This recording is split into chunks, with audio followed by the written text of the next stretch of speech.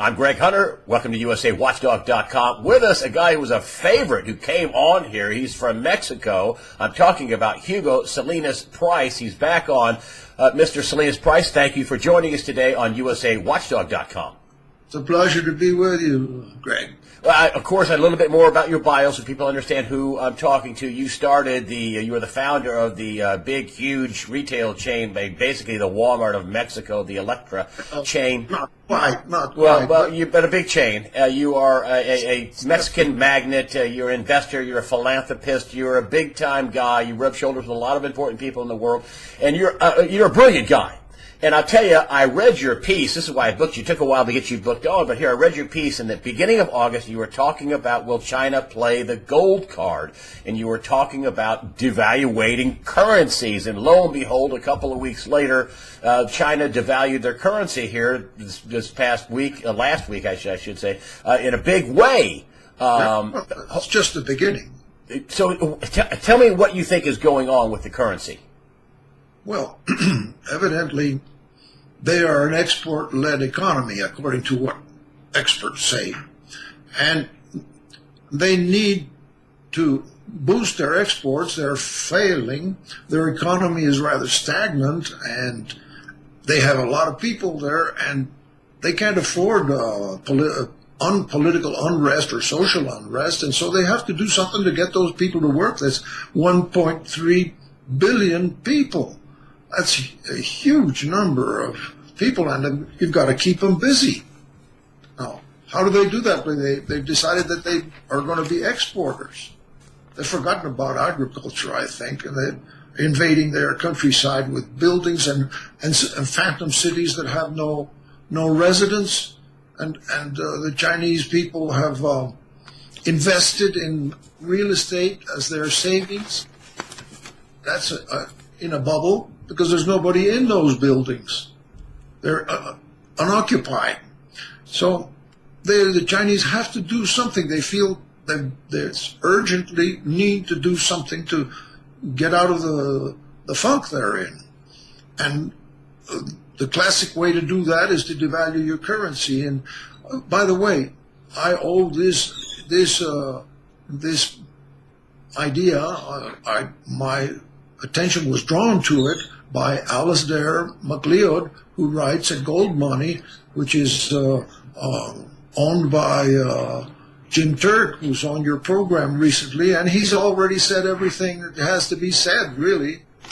Well, you laid out. Good friend of mine for many years, and he's very knowledgeable. And Alasdair MacLeod wrote 2 articles on that. For instance, he wrote China's 1929 moment.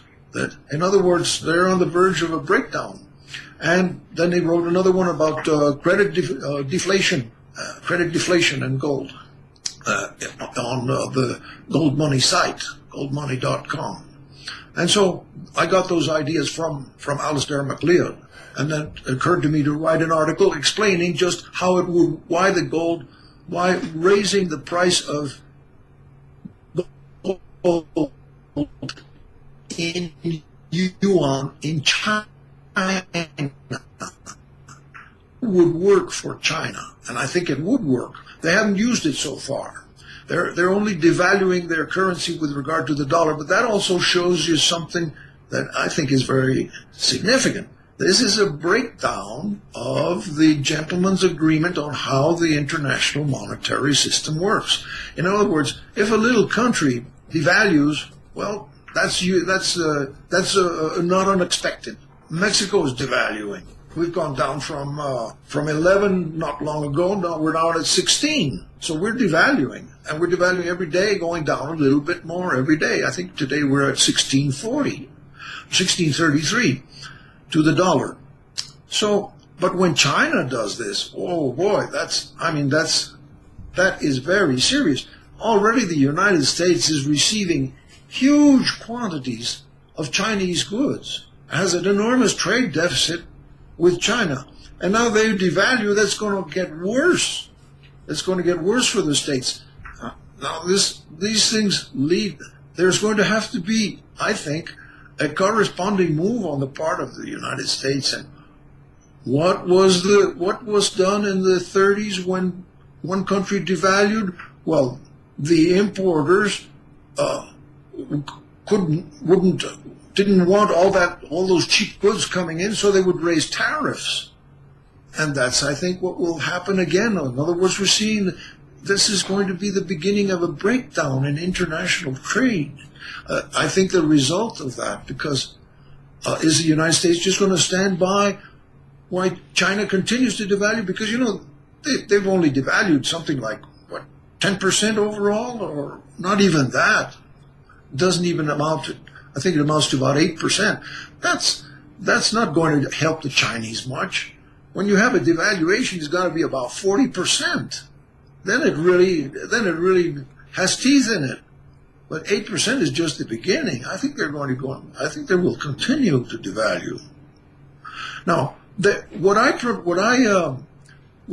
thought the Chinese might do, they've done devalued, but not the way I thought. I thought that they would not devalue the yuan against the dollar. They just raise the price of gold inside China. They haven't done that. That would be, I think, a more effective measure for them, because it would provide more liquidity to their financial system to devalue internally against gold. I think that would boost their economy more than devaluing against the dollar, but they haven't chosen to do that yet. Evidently. Yet. Maybe they will do so in the future. Do you think the U.S. will also make a big devaluation move to counter the Chinese? No, although that would...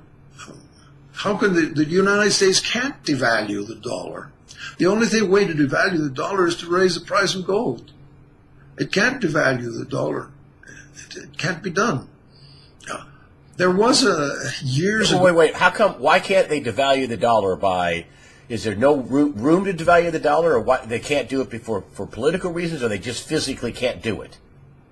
Well, I just think it's not possible to do it. It's a reserve currency, and you can't just say, well, now my money's worth less. The markets decide these things. So China has us in a spot. So the United States cannot devalue the dollar except against gold. It's the only way to devalue the dollar is to go against gold. That would devalue the dollar, and they haven't wanted to do that. The U.S. began to fight that devaluation of the dollar back in 2011. Correct. The price of the dollar was, as Keith Weiner has pointed out, at that time the price of the dollar was 16 milligrams of gold. That was the price of the dollar. And now the price of the dollar is around 26 milligrams of gold. It's gone up in terms of gold. In other words, what we see is a falling price of gold, but it's really a rising gold price of the dollar. I don't know if I'm clear or not. Yes, in other words, the dollar is rising against gold. In other words, you could buy gold for $1,900 an ounce in 2011, and now you can buy it for $1,100 or so. That's right. Right now. So the dollar is worth more in gold today, but that's only a transitory fluke. Its eventual destination of the dollar is zero. I mean, the dollar is going to be destroyed eventually. So what do you think the United States' next move is going to be against China? You're saying they can't revalue a world reserve currency unless they do it against gold. Do you think the United States may revalue against gold or not? Or is that out of the question?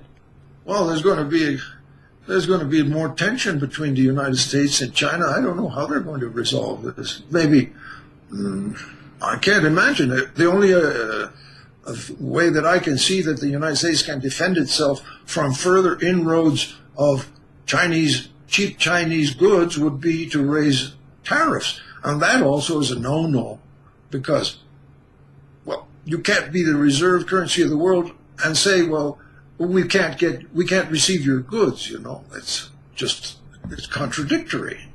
So there's a big problem coming up. This breakdown. It's breakdown coming down. This whole fiat money circus that the world has been on since 1971 is coming to a head. And I see it in many comments from diverse people. The problems are just mounting up. You have the problem in Europe. And you have, Greg, see me if I get off the subject a bit. Look, you have Greece with 11 million people. And they're going to wind up, if they get this next bailout, with something over $400 billion of debt. Now divide $400 billion. How can 11 million people work off a debt of $400 billion? I mean, it just can't be done. They're just in dreamland. These people in the euro, running the euro. Have you ever seen a time like this in your life? I mean, is this a big signal, this revaluation, this, you think you brought up and you said it was desperate or a panic or they were, they seemed panicked to do this, the Chinese. And is this signaling a much bigger problem in the world that you see from your vantage point? Oh, the world's never been in such a plight. The world has never gotten into such a situation. Never. I'd like to mention that the world before World War II, World War I, the world before war, 100 years ago, international trade paid for itself. There were no imbalances. There could not be imbalances because goods imported were paid for by goods exported. And what you imported, you were paying for it with what you exported. That's no longer the case. United States receives goods from China and sends dollars. And they can send any amount of dollars. And that's what's happened. There is no longer balanced trade in the world. There's unbalances that's built into the system. And what that has led up to is this present chaos. And I don't know. This is going to be a very, very ugly. It's going to come apart in a very ugly way, sooner or later. Well, I'll tell you, you wrote your piece in the early part of August talking about revaluing gold. It didn't quite happen the way you said, but you know that there was going to be some revaluation of currency. And surprise, which I thought is pretty prophetic, that you identified this problem and China moved a few weeks later. And I want to move on to something you wrote about in June after our interview in May, and you talked about, and this is about the coming liquidation. Your piece was titled "The Coming Liquidation," which is on your website, which is in English and Spanish, might I add, so it's lovely for anybody in either of those languages can read all about this. And your basic point was, we had a lot of debt in 2008, and we have expanded the debt by an enormous amount in the tens of trillions of dollars. Right. And you identified this, and I'm just people can read this for more detail, but I'm just identifying your a few bullet points here. Is that they want to stop this deluge of liquidation. They know there's going to be a deluge of this bond liquidation. That's what they really did. They didn't print money, they printed bonds, but they'll have to print money to liquidate. So can you tell me about why they're trying to stop the, quote, deluge of liquidation in your terms, end quote? Well, good heavens. With all this debt liquidation means that the owners of the debt get wiped out. Yes, somebody owns all that debt. And all those people or individuals or central banks that own that debt, when it's liquidated, and it can't be liquidated, is going to go into default, then that means a loss for all those holders of debt. And so all these assets that have gone up because the bonds are overpriced because the interest rate is still low. So people think they have made billions of dollars or euros or whatever currency you want. And it's all going to come to nothing because they can't be liquidated. The debtors cannot pay.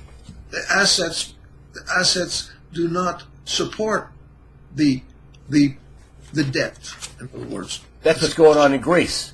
They're just rolling the debt over and making it bigger, trying to pretend that someday, somehow, all this debt will be good. That's just crazy.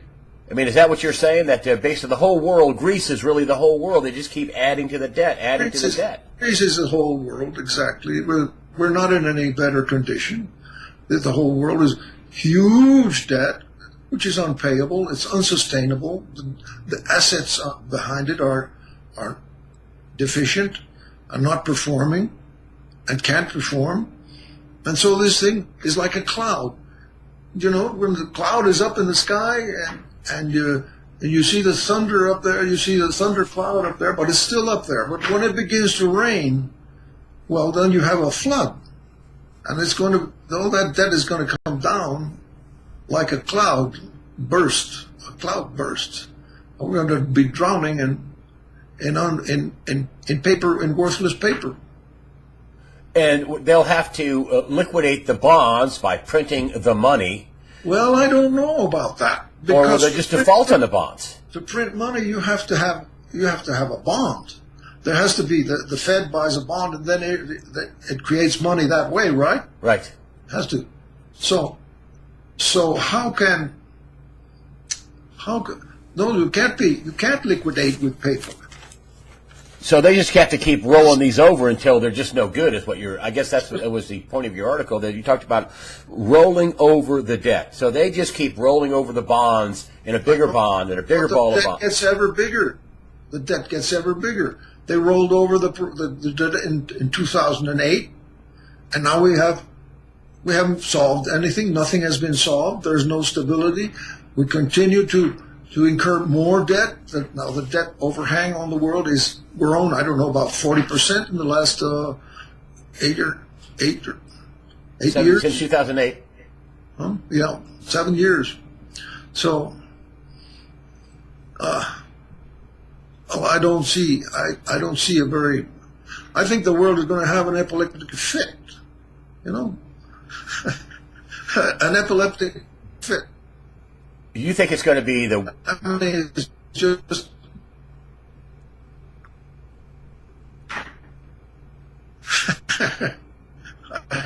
Something terrible is going to happen. Maybe, good heavens, I don't want to even think of a war. War is one way to get rid of that, but you could get rid of the states at the same time. I mean, the next war is not going to be fought in Europe. I want to tell you that. You know, it seems to me, maybe we're getting off subject here, but I think this is important to say. It seems to me that the American strategists who are running the foreign policy of the United States are hawkish. They think in terms of war. And they think that by pushing NATO to get into a war with Russia, that they can break down Russia, and remains a country that does not want to submit to the international order. In other words, it doesn't want to submit to what the United States wants as the international order, which is domination. And so, if these little men, because they are all little men, Greg, these U.S. strategists are not big men, they're little men. They think that they're going to push Russia around, and that's a big mistake. Russia is not going to be pushed around. And if there is a war with NATO, you know what Putin is going to say? Look, you United States are behind this, and you are our enemy, not NATO. You are the enemy, and here we go. Here we go. And the war will be fought over here. It's going to be fought in the United States, right? Not fought. It's going to be vaporized in the States. That's what I'm afraid of. I mean, coming back to these little people, there's Mr. Trump. Excuse me for changing the subject again. Well, I want to ask you about that anyway. This guy is really popular because he's saying a lot of things that Americans have been thinking. And he's telling them that he's thinking the same way. And the American people are responding positively to that because there are a lot of things that have not been said that should be said. And Trump is saying some of those things. And the American people are responding positively to that. But there's another problem with this. He speaks his mind right off the bat. And that is very dangerous. As a politician, you have to be careful what you say. it's not just being politically correct, it's being prudent. You have to be prudent in what you said. He talked about building a wall with Mexico. I mean, this is ridiculous. Absolutely. He says he's going to get Mexico to pay for it. And Mexico is going to pay for it. I mean, this is absolute lunacy. So, Mr. Trump, I admire your sincerity and your outspokenness, but be careful with what you say. You have to be a lot more careful. Again, he expressed a hawkish attitude towards, towards Iran? In the Middle East, the whole. Yeah. Didn't he say something like that? That's no way to lead a country, just with impulses like that. Can't be impulsive. Mr. Putin is not an impulsive man. He's a very thoughtful man. And the United States needs a very thoughtful man indeed. And Trump is okay. He said, I like him. But he's too outspoken and he doesn't think too clearly about these things. Hey, I think that's a good appraisal, not prudent. That Putin is prudent. If anything, he's very prudent. Yes. One last question. Do you think this, I'm going to come back to the economy. Do you think that do you think we're going to have a tough fall this fall, that we're going to have do you think we make it out of 2015 without some sort of real trouble economically? I have a feeling that we may be near a bottom in gold. And I also have this feeling, Greg, that when we see a rising trend of gold, that will be the last rising trend that we see, because it's going to lead to a new monetary order in the world. In other words, we've seen a rise of gold up to 1900 and then descent to 1,100 or a little below. When it starts rising again, it's going to rise a heck of a lot, and that will be the last rise of the price of gold, because after that comes a new monetary order. I don't think the world can wait, or that there will be any more time for further declines in the price of gold and speculations. This is the last gasp for gold. And you're saying watch the gold market. When you start seeing the gold market start working its way up, that will be leading up to a new world order. I think so. That's just my intuition, of course. Hugo Salinas Price, you're a smart guy. We all like your intuition and your brain, my friend. You're a smart guy. We really appreciate you coming on USAWatchdog.com. And I'll link to your website. What's your website called again? Well, it's in Spanish, but we have a section in English. Is Plata. Plata, that's right. Plata.com.mx. Plata.com MX, right? Great to talk with you. Oh, thank you very much for joining us. I'll put a link to Plata.com MX on the site, and people can see some of your great work, some of your brilliant articles. Thank you very much. Hugo Salinas Price from Mexico. Thanks, Greg. Bye.